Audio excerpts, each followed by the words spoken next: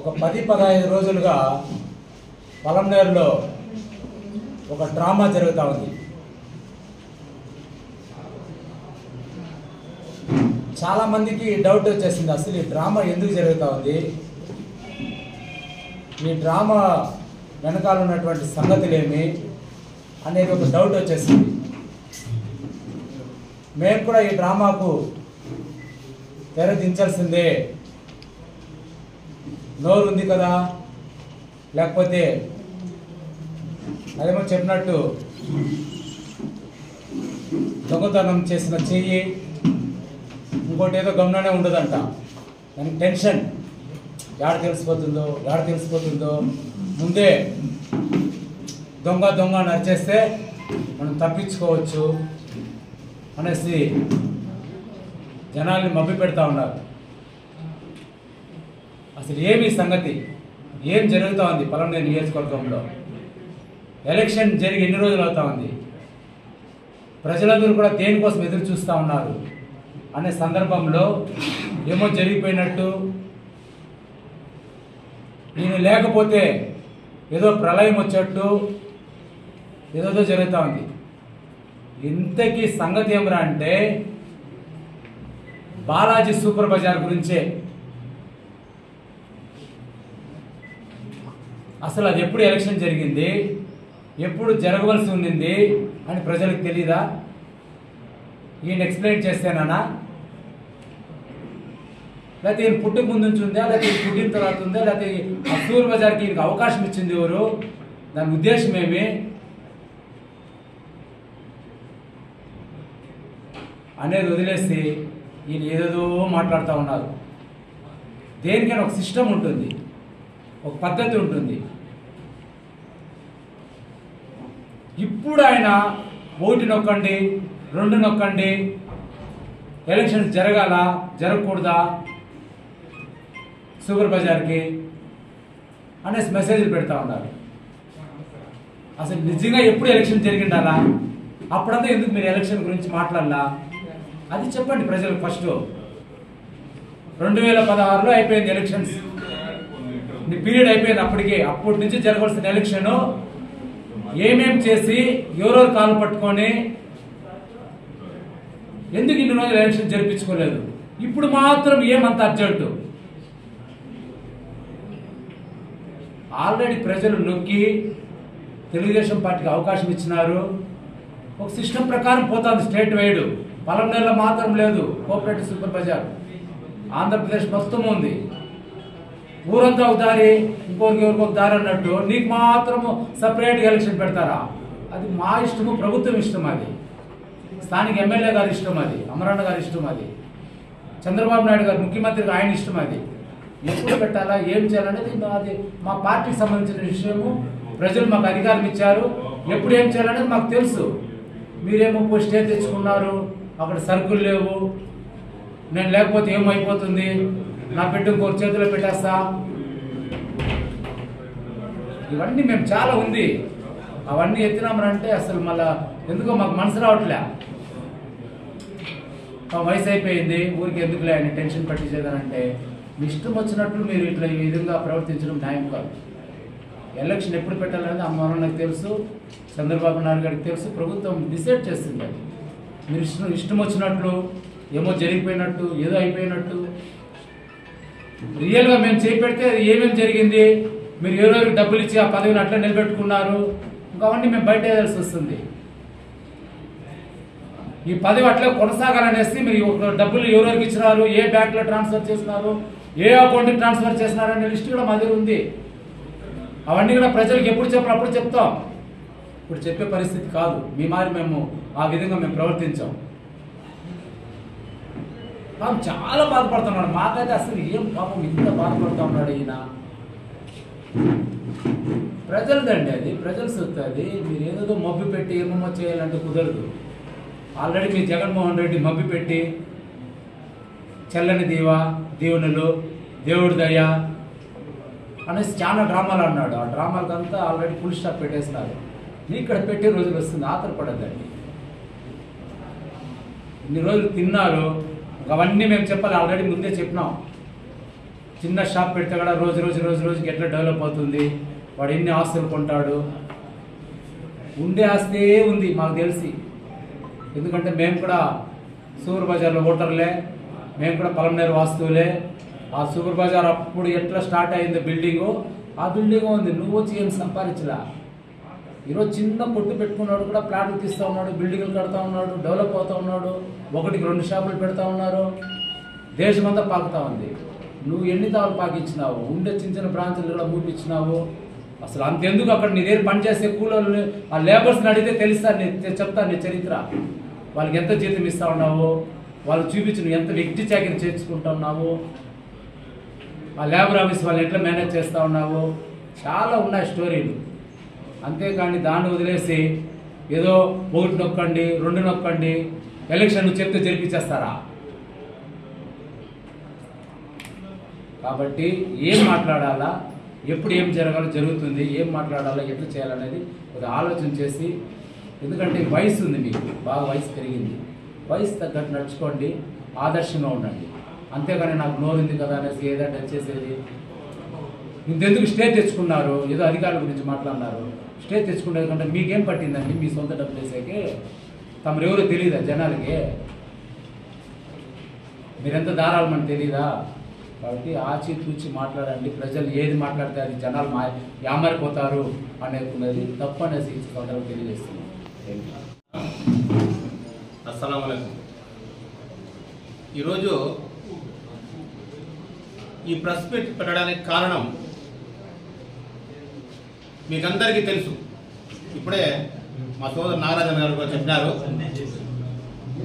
దీని గురించి ఎక్కువ చెప్తే కూడా ఊరికే పాపం మీకు ప్రెస్ వాళ్ళు కూడా కెమెరాలు పట్టుకొని చేయి నొప్పులు.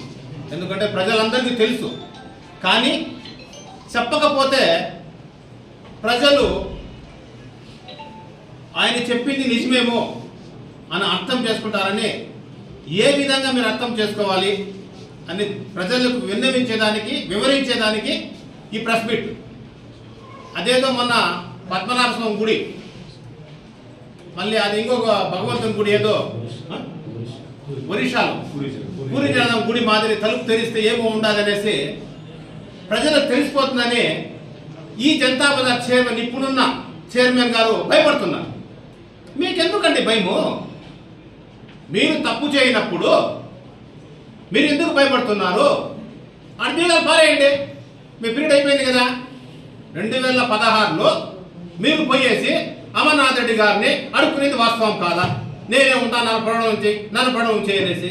ఆ తర్వాత మళ్ళీ వచ్చిన ప్రభుత్వంలో ఆ ఎమ్మెల్యే గారి దగ్గర పోయేసి అడుక్కొని వాళ్ళ కాళ్ళు పట్టుకొని వీళ్ళు చేతులు పట్టుకొని అడుక్కుని పెట్టుకుని వాస్తవం కాదా?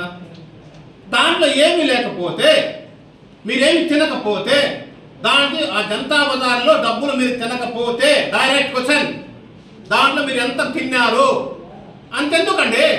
జనతా బజార్లో ఉండే షేర్ హోల్డర్లు కూడా, జనతా బజార్ డైరెక్టర్లు కూడా ఏమి జరుగుతా ఉంది అనేది ఎవరికి తెలియదు. సంవత్సరానికి ఒకసారి పిలుస్తాం, ఆ షేర్ హోల్డర్లకు అందరికి కూడా ఒక కాయిన్ ఇస్తాం. ఆ కాయిన్లో ఎవరు ఇస్తారు? ఎవరో ఒకరు నీ జనతా బజార్లో సరుకులు ఇస్తారు కదా, డీలరు, ఏజెన్సీ, వాళ్ళు ఇస్తే అది నువ్వు ఇస్తావు. అంతెందుకు, ఇంత ముందు కూడా చెప్పినాను, నీ జనతా బజార్లో నువ్వు ఖాళీ సంచులు అమ్మే లెక్క తీసుకుంటే పూర్తిగా సిబిఐ ఎంక్వైరీ వేసి అప్పుడు తెలుస్తుంది నీ బండారం. ఎందుకు భయపడుతున్నావు? అందరూ రాజీనామా చేయలే. ఇనామినేట్ పోస్టులో ఉండే వాళ్ళు ప్రతి ఒక్కరు కూడా ప్రభుత్వం మారతానే రాజీనామా చేసి అట్టారి బయట రాలే. వాళ్ళు ఏం చేయలేదు. నువ్వు బయట వస్తే, ఇంకో లోపల వస్తే ఏమి జరిగింది, నువ్వు కరెక్ట్ అన్నాడా నువ్వు కాదా వాడు తెలుస్తాడు. వాడు రాకపోతే నువ్వే వచ్చేసి మళ్ళీ కోర్టుకు పోయేది, మళ్ళీ స్టే తెచ్చుకునేది, మళ్ళీ ఎందుకు? నేనే అమర్నాథ్ రెడ్డికి రా, మళ్ళీ నేను పార్టీలో చేరిపోతా, మళ్ళీ నేను ఉంటా, నాకు మళ్ళీ జనతా పథకాలను అడుగు. అదేదో అమ్మాయి చేత చేయి పెడతాడు. అమ్మాయి చేత చేయి పెడితే మనం ఫస్ట్లో బ్రహ్మాండంగా అమెరికాలో అల్లుడు ఉన్నాడు, సంవత్సరానికి 10 లక్షలు, 1 కోటి రూపాయలు, 10 కోట్లు సంపాదించాలని అనేసి మనము ఒక అమ్మాయి చేత అబ్బాయి పెడతాను. ఇట్లా వాడు దుర్మార్గుడు ఉంటాడు, వాడు దుష్టుడు ఉంటాడు, వాడు తాగుబోతుంటాడు, వాడు ఆటలాడేవాడు. మాకు తెలుస్తుందా? పెళ్లి చేసినాక వాడు సంసారం చేస్తే మన అమ్మాయి చెప్తుంది నా మొగుడు కరెక్టా కాదా అనేసి. ఎవరు చెప్పాలా? ఒక చేతి పెడతాయి కదా, అది పెట్టక ముందు భయపడ అంటే ఎందుకు? నీలో అన్ని తప్పులు, జనతా బదులు అన్ని లెక్క తప్పులు, నువ్వు అడంతా మింగేస్తా ఉన్నావు. నువ్వు చేయనప్పుడు, తప్పు చేయనప్పుడు నువ్వు ఎందుకు భయపడుతున్నావు? నువ్వు మళ్ళీ ఎందుకు స్టే తెచ్చినావు? స్టే డబ్బులు నీవు కాదా? నీ డబ్బు ఎందుకు వేస్ట్ చేస్తావు? ఏదో పోయినా స్పెషల్ ఆఫీసర్ వచ్చినాడు, విజయవాడ పోయినాడు, 10,000 రూపాయలు ఖర్చు పెట్టినావు. నువ్వు ఎందుకు ఎంత డబ్బు ఖర్చు పెట్టినావు స్టే తెచ్చేదానికి? అది చెప్పు. అది చెప్పలా, అది చెప్పవు. ఎందుకు చెప్పవు? ప్రజలను అడగ. నువ్వు ఒక్క మీటింగ్లో ఉన్నా ఇది నా కలెక్షన్, ఇది నా ఖర్చు, ఇది నా కమిషన్ అని చెప్పినావా? అంతెందుకు ఏజెన్సీ వాళ్ళు చెప్తున్నారు బయట వచ్చి, మేము ఈ సరుకులు ఇన్ని లక్షల రూపాయలు కొంటే మేము ఇంత కమిషన్ ఇస్తున్నాము అంటున్నారు. తెలియదు ఎవరికిలే. అదేమో అక్కడ గురిగింజ కింద ఉన్నది ఎవరు తెలియదు అనేసి. అందరికీ తెలుసు గురిగింజ తిప్పితే నల్లగా ఉంటుంది అనేసి. ఆ మాదిరి మీరు కరెక్ట్ అయ్యేవాళ్ళైతే రాజీనామా చేసి బయట రాండా, ఎలక్షన్ నడిపిస్తాము. వచ్చినోడు ఉంటాడో ఇంకోటి తెలియదు, లేదు మేము ఇంకోటి ఇస్తాము. ఒక 6 నెలల సంవత్సరం ఇన్ఛార్జ్ చేస్తాము, నడిపిస్తాము. ఆడేముంది భయగతం బయట తీస్తాము. లేనప్పుడు ఎందుకు భయపడతావు? నువ్వు భయపడే అవసరం ఏముంది? ప్రజలందరికీ నమస్కారము. ఈ అందరూ ఈ 1-2 నొక్కుళ్ళకి ఎవరు నమ్మద్దంటే నొక్కే టైం వస్తుంది. మొన్న ఏ విధంగా నొక్కినారో ఆ మొదలు మళ్ళీ ప్రజలు నొక్కుతారు. నీదేముందో బయటేస్తారు. అందరికి నమస్కారం. జై హింద్. అందరికీ నమస్కారం. ఈరోజు జనతా బజార్ గురించి ఒక 2 మాటలు నేను చెప్తున్నాను. మామూలుగా అయితే ఎలక్షన్ అందరికీ తెలిసిందే, 5 ఏళ్ళకి ఒకసారి జరిపించాలనేసి. 2011లో ఎలక్షన్ జరిపిస్తే మళ్ళీ 2016లో కూడా ఎలక్షన్ జరిపించాల. ఆ రోజు నువ్వు తెలుగుదేశంలో ఉండవు అనేసి అమరణ పట్టుకున్నావని ఆ రోజు ఎలక్షన్ కూడా నువ్వు జరిపించుకోకుండా అట్లే ఉన్నావు. నీకు అంత నీతి నిజాయితీ ఉంటే మళ్ళీ 2019లోనే ఎలక్షన్ జరిపించాలి. అలా అది జరగలే. ఎవరు కాడిపోతావో, ఎవరు నడుపుకుంటూ ఏం చేసుకుంటూ ఇంక అందరికీ తెలిసిందే, వీళ్ళు చెప్పిండేది. ప్రత్యేకంగా నేను చెప్పడం అవసరం లే. ముఖ్యంగా ఒక విషయం ఎందుకు చెప్పాలంటే 2011లోనో 12లోనో జనతా బజార్లో ఎవరైనా అంత దాంతో ప్రేమ ఉంటే మీ అందరికీ సూటిగా ఈదాడుతున్నాను, వైన్ షాప్ ఎవరైనా జనతా బజార్లో పెడతారా? మీరు కానీ చెప్పండి. మహిళలు జనతా బజార్కి వస్తే ఆ పక్క వైన్ షాప్ అంట, ఈ పక్క జనతా బజార్ అంట. మీకు న్యాయమా? నువ్వు 2011-12లో జనతా బజార్లో వైన్ షాప్ పెట్టిన దానికే 2014లో నువ్వు ఓడిపోయేదానికి ప్రత్యేక కారణం అనేసి కూడా ఖచ్చితంగా చెప్తా ఉన్నా. ఎందుకంటే అక్కడ జనతా బజార్కి వచ్చేదంతా అఫిషియల్స్ వచ్చినప్పుడు ఒక పక్క మందంట, ఒక పక్క సరుకులంట. ఇది ఏడన్నా న్యాయం సరిపోయిందా? మీరు కొంచెం ఆలోచించుకోండి. మీకు అంత ప్రేమ ఉంటే ఎవరైనా వైన్ షాప్ పెడతారా? చిన్న క్వశ్చన్ అడుగుతా ఉన్నాను, దయచేసి నేను తప్పు అనుకోద్దండా. ఎవరైనా పొలంనేరు నియోజకవర్గం కావచ్చు, జనతా బజార్ కావచ్చు, డెవలప్ చేసేక ఉంటారు. అది తెలుగుదేశం పార్టీ అయితే ఖచ్చితంగా ముందుంటుంది, డెవలప్ చేసేదానికి ఉంటుందే తప్ప అవినీతి చేసేదానికి ఉండదనేసి కూడా. ఎందుకంటే ఈ విషయం చెప్తూ ఉండేది అమరన్న గారు, అవినీతి చేసేదానికి, అవి చేసేదానికంతా ఆయన ఒప్పుకుంటే గత ప్రభుత్వం అయిపోయింది అనేసి కూడా తెలియజేసుకుంటూ ఈ అవకాశం నాకు ఇచ్చిన ప్రతి ఒక్కరికి నా ధన్యవాదాలు తెలుపుకుంటున్నాను. పార్టీ అధికారంలోకి వచ్చిన తర్వాత దానికి 1986 నుండి 1975లో ఈ కోఆపరేటివ్ సొసైటీ యాక్ట్ ప్రకారము సూపర్ బజార్ ఓపెన్ అయితే 1986 నుంచి పలమనేరు పట్టణానికి చెందిన ఆర్వి సుభాష్ చంద్రబోస్ గారు చైర్మన్గా ఉన్నారు. ఆయన ప్రస్తుత వైసీపీ నాయకులు. ఆయన ఇప్పుడు ఎలక్షన్ అయిపోయిన తర్వాత ఒకటే ఈ 15 రోజులుగా ఆయన నిద్ర పట్టినట్లేదు. ఎన్నికలను ఒకే పని తప్పిస్తున్నారు. ఆయనకి ఎందుకు ఉలికిపాటో ఏమో అర్థం కావట్లేదు.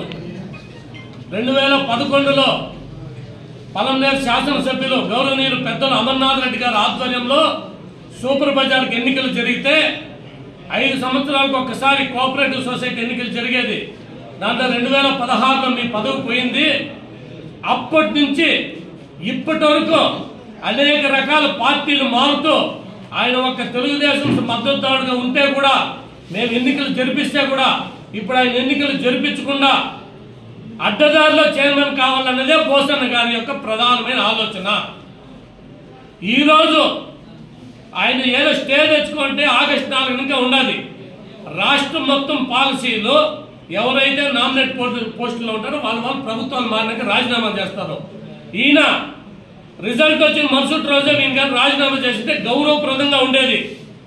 ఎందుకంటే ఇందాక మా సోదరులు చెప్పినట్లు తిరువనంతపురం పద్మనాభ స్వామి ఆలయంలో ఉన్నట్ల ఆ మాలికలు కానీ లేదా ఒరిస్సాలోని పూరి జగన్నాథ ఆలయంలో ఉన్న ఆ రత్న భాండాగారాలు కానీ ఆ విధంగా పలమనేరు సూపర్ బజార్లు ఏమైనా ఉన్నారా? మా మీడియా సోదరులు కూడా చెప్తారన్నా సూపర్ బజార్ గురించి మీకు ఎందుకు మాకు కానీ తెలుగుదేశం పార్టీకి కానీ అమర్నాథ్ రెడ్డి గారు కానీ సూపర్ బజార్ పైన ఎటువంటి దృష్టి లేదు, మాకు ఎటువంటి ఇది లేదు.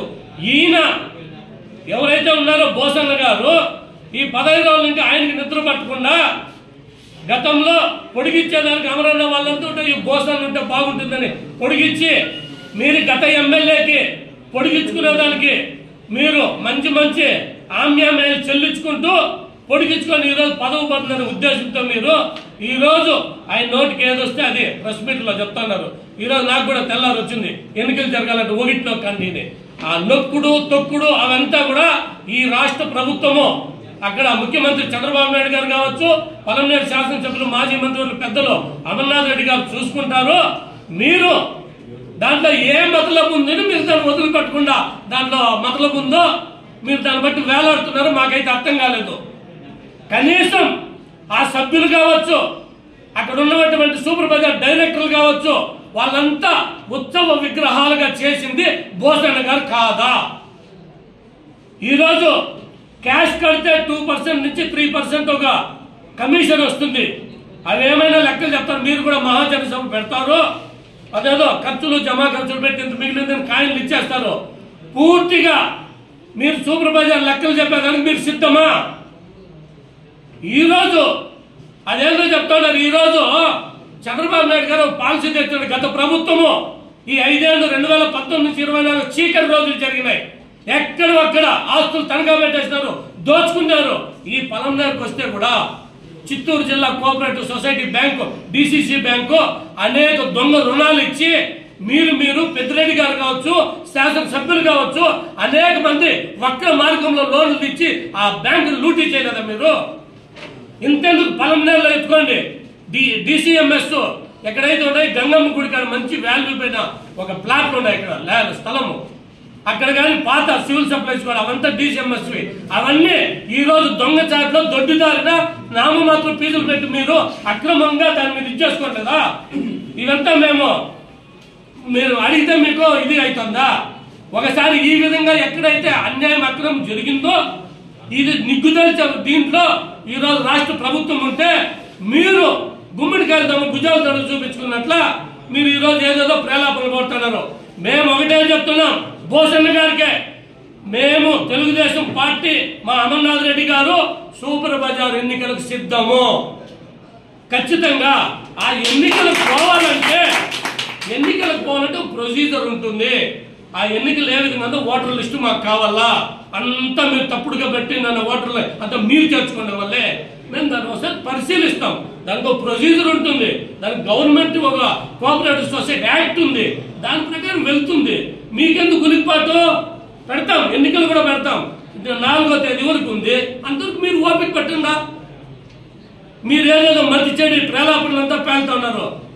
ఇంతకు ముందు ఎన్నికలకు ముందు కూడా అదే మరి తెలుగుదేశం పార్టీ పైన దుమ్మెత్తి పోసినారు. కాబట్టి దయచేసి కాస్త ఓపిక పెట్టండి. ఎవరు బండారం ఏదుందో నిజాలు నిగ్గు తేల్చి క్లియర్ గా పలమనేరు ప్రజల ముందు పెడతాము. అవతకులు ఏది జరిగినా వదిలిపెట్టే సమస్య లేదు. ఇక్కడ ఉండేది అమర్నాథ్ రెడ్డి గారు కొంచెం ఆలోచన. సూపర్ బజార్ ఎన్నికలకు మా పార్టీ, మా శాసనసభ్యులు, మా ముఖ్యమంత్రి గారు సిద్ధం, పెడతాము. ఎక్కడ ఏం అవకలు జరిగితే వదిలిపెట్టే ప్రసక్తి అయితే లేదు, ఉపేక్షించే ప్రసక్తే లేదు. కాబట్టి మాకు కూడా అది ఏ ఒక బోసన సొత్తు కాదు, మనందరి ఓటర్లు మెంబర్స్ ఎవరైనా వాళ్ళ సొత్తు. మన అందరూ కూడా అధికారం ఉంది, ఒక హక్కు ఉంది. దాంట్లో ఏం జరిగిందో మంచి తెలుసుకునే దానికి ప్రతి ఒక్క సూపర్ బజార్ సభ్యునికి ఉండొచ్చు, ప్రజలకు కూడా ఉంది. దాని అంతా కూడా నిజాలు నిగ్గు తేల్చి బయట పెట్టి ప్రజల్లోకి తీసుకొస్తాము.